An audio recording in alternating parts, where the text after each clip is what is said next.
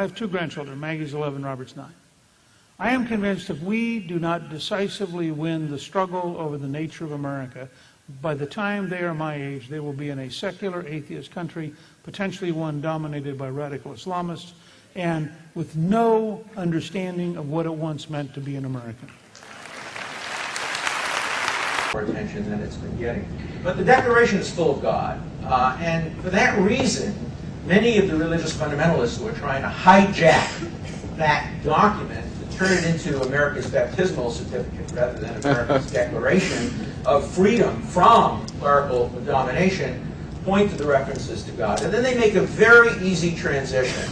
And if you read their literature, you see the transition from God to the Bible, from God to the God of the Bible, from God to Jesus, from God to Jehovah. And that's precisely what the framers intended to avoid. The God of the Declaration of Independence is the God that got Spinoza excommunicated from Judaism in Amsterdam a century earlier. It was the God of nature. And in fact, the God of nature is explicitly referred to in the Declaration of Independence. There is no reference to the God of hosts, to the God of the Bible, to an intervening God. There is no reference whatsoever to Jesus, no reference to the Jewish tradition, to the Christian tradition, to the Judeo-Christian tradition, none at all. Christian nation, but it wasn't founded as a Christian nation, although we were overwhelmingly a majority Christian people at the time the Constitution was written. But what did the founders do in the Constitution?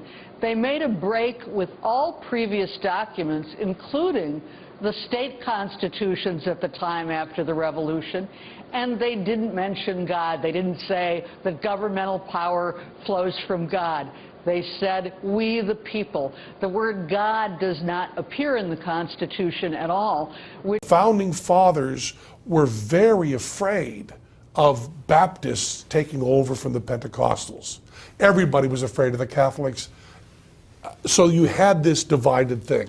If we still had that, if we still were dividing people by sex, like we should be, sects, like we should be, one of the largest groups in this country would be atheists. By the USA Today poll, I think it was 22%, 20%. Even the lowest polls put it at 8%, okay?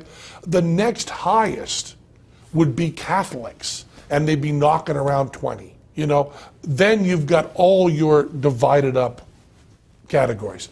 And then abortion happens, a legalized abortion, and some very smart people, very forward-thinking people, decided we can never fight abortion if it's the Catholics fighting the Protestants, or fighting the Baptists, fighting the Pentecostals, fighting it. We have to get them under one tent. And there's a great book on this called The History of Free Thought. These are not my ideas. They pull this tent together and they kind of create the word Christian.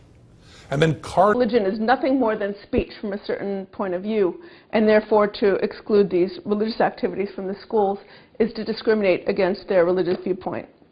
Now, is religion nothing more than speech?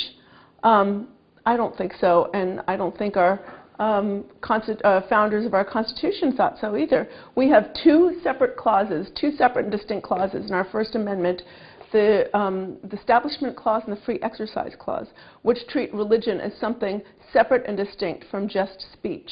And it's because of those clauses that religion has certain benefits in our society in terms of taxes, and also in terms of, you know, religious groups don't have to abide by the same non-discrimination laws that other groups do, either for-profit or non-profit.